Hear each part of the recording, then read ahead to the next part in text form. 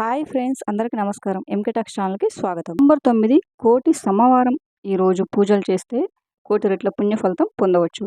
కార్తీక మాసం అంటేనే పవిత్రమైన మాసం. అయితే ఈ కార్తీక మాసంలో వచ్చే కోటి సోమవారానికి చాలా విశిష్టత ఉంటుంది. కోటి సోమవారం చేసే పూజలకు కోటి రెట్ల పుణ్య ఫలితం కూడా లభిస్తుందంట. కార్తీక మాసంలో వచ్చే శ్రవణ నక్షత్రంతో కలిసి వచ్చే రోజునే కోటి సోమవారం అని అంటారు. మీరు మామూలు రోజుల్లో చేసే పూజ కంటే రెట్టింపు ఫలితం ఈ రోజు పూజ చేసిన వారికి వస్తుంది. ఇక్కడ మీరు ముఖ్యంగా గుర్తుంచుకోవాల్సింది ఏంటంటే, ఈ పవిత్రమైన కోటి సోమవారం అంటే సోమవారం రోజునే కాదు, కార్తీక మాసంలో ఏ రోజైతే శ్రవణ నక్షత్రం ఉంటుందో ఆ రోజునే కోటి సోమవారంగా పరిగణిస్తారు.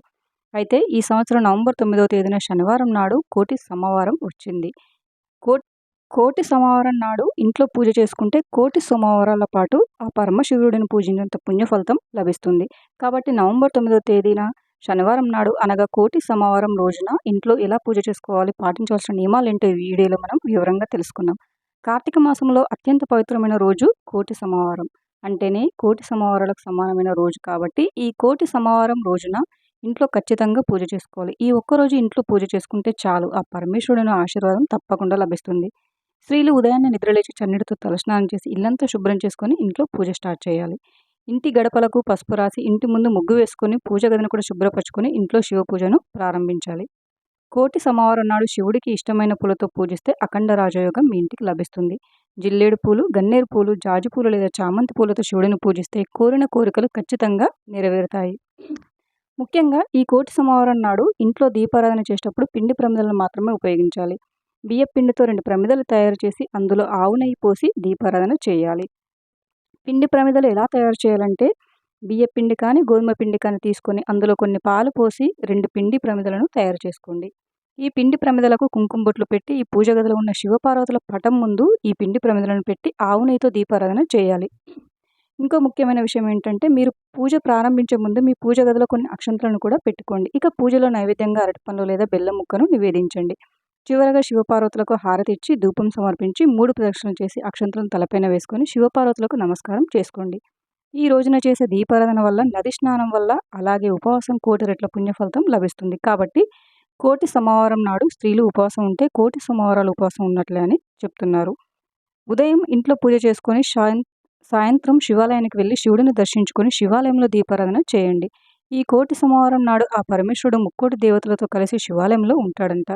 కాబట్టి ఇంతటి పవిత్రమైన కోటి సోమవారం నాడు ఖచ్చితంగా శివాలయానికి వెళ్ళి దీపారాధన చేయండి. ముఖ్యంగా 360 వత్తులతో దీపాన్ని వెలిగిస్తే సంవత్సరం అంతా దీపాలు వెలిగించినంత పుణ్య ఫలితం లభిస్తుంది.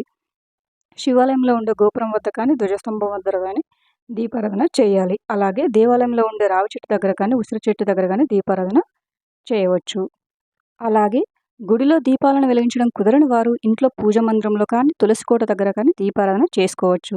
ఈ కోటి సోమవారం నాడు శివాలయంలో ఉండే విభూదిని పెట్టుకుంటే ఆ పరమేశ్వరుడి ఆశీర్వాదం ఖచ్చితంగా కలుగుతుంది. శివాలయంలోకి అడుగుపెట్టగానే శివుడికి ఎదురుగా నందీశ్వరుడు ఉంటాడు. కాబట్టి ఈ కోటి సోమవారం నాడు నంది కొమ్ముల మధ్య నుండి ఆ పరమేశ్వరుడిని దర్శించుకున్న వారికి జన్మ జన్మల అదృష్టం కలుగుతుంది. అలాగే మీ జీవితంలో ఉన్న కష్టాలన్నీ తొలగిపోయి మీ మనసులో ఉన్న కోరికలు త్వరగా నెరవేరాలంటే ఈ కోటి సోమవారం నాడు శివుడి వాహనమైన నంది చెవిలో మన కోరికలను చెప్పుకుంటే అవి ఖచ్చితంగా నెరవేరుతాయని నమ్మకం. అలాగే ఈ కోటి సోమవారం నాడు శివాలయానికి వెళ్ళి ఓం నమ శివాయ అనే మంత్రాన్ని 21 సార్లు జపిస్తే కోటి జన్మల పుణ్యఫలితం లభిస్తుంది. ఈ కోటి సోమవారం నాడు ఎవరైతే శివాలయానికి వెళ్తారో అలాంటి వారి జీవితంలో ఎలాంటి కష్టాలు లేకుండా పరమేశ్వరుడు వరమిస్తాడంట. అన్నిటికన్నా ముఖ్యంగా ఈ కోటి సోమవారం నాడు శివుడికి అభిషేకం చేస్తే అనంత కోటి పుణ్యఫలితం లభిస్తుంది. ఆవు పాలతో శివుడికి అభిషేకం చేస్తే మీ కుటుంబానికి సుఖ సంతోషాలు కలుగుతాయి. చెరుకు రసంతో అభిషేకం చేస్తే మీకున్న డబ్బు కష్టాలన్నీ తొలగిపోతాయి. తేనెతో శివుడికి అభిషేకం చేస్తే మీకున్న దరిద్రం తొలగిపోయి మీ కుటుంబానికి అష్టైశ్వర్యాలు సిద్ధిస్తాయి. బిల్వపత్రాలతో శివుడికి అభిషేకం చేస్తే ఆ పరమేశ్వరుడు ఎంతో సంతోషించి మీ జీవితంలో ఎలాంటి సమస్యలు లేకుండా ఉంటాయి. మీరు ఏదైనా ఒక ఇల్లు కట్టుకోవాలన్నా లేదా భూమి కొనాలన్నా గరికను నీటిలో వేసి ఆ నీటితో శివుడికి అభిషేకం చేస్తే మీ సొంతింటి కల త్వరగా నెరవేరుతుంది. త్వరలోనే భూములు కొనే అవకాశం ఉంటుంది. గన్నేరు పూలను నీటిలో వేసి ఆ నీటితో శివుడికి అభిషేకం చేస్తే మీ ఆస్తిపాస్తులన్నీ రెట్టింపయి త్వరలోనే ధనవంతులయ్యే అవకాశం ఉంటుంది.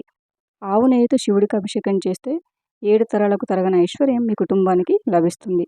పసుపు నీటితో అభిషేకం చేస్తే ఎలాంటి అనారోగ్య సమస్యలు లేకుండా జీవితాంతం ఆరోగ్యంగా ఉంటారు. కుంకుమ నీటితో అభిషేకం చేస్తే స్త్రీలకు దీర్ఘ సుమంగళ ప్రాప్తి సిద్ధిస్తుంది. భర్త సంపద కూడా విపరీతంగా పెరిగిపోతుంది. Thank you for watching friends. ఈ వీడియో కనుక మీకు నచ్చినట్లయితే వీడియోని లైక్ చేసి ఓం నమ శివాయ అని కామెంట్ చేయండి. Thank you for watching.